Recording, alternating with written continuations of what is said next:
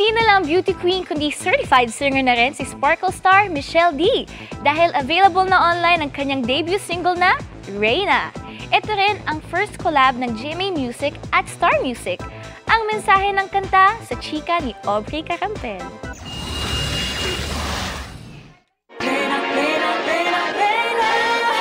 Reyna is finally out! Yan ang debut single ni Sparkle beauty queen Michelle Marquez D na first collaboration din ng GMA Music at Star Music.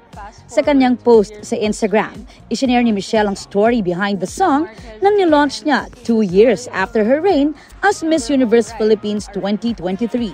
Finding everything that people call ugly in you, but it's up to you to find the beauty in that.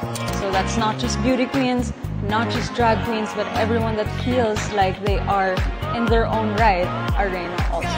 Bukod sa nakaka-LSS ang lyrics, ang kanta raw ay nagre-reflect sa kanyang life journey at tiyak daw na marami rin ang makaka-relate. Well, the song definitely fits me and my story, but a lot of people can resonate with it.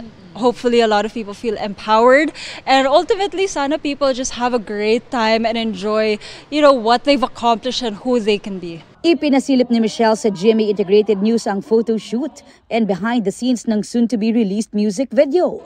Dito makikita si Michelle na full of fun and positive vibes in her platinum blonde hair. Pero hindi lang daw siya artist.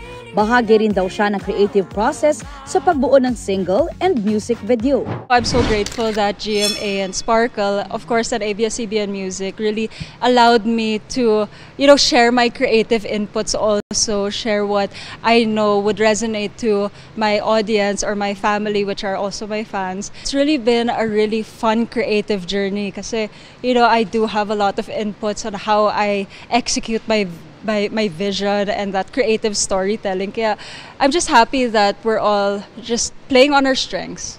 Reyna is streaming now on all digital music platforms. Aubrey Carampel, updated showbiz happenings.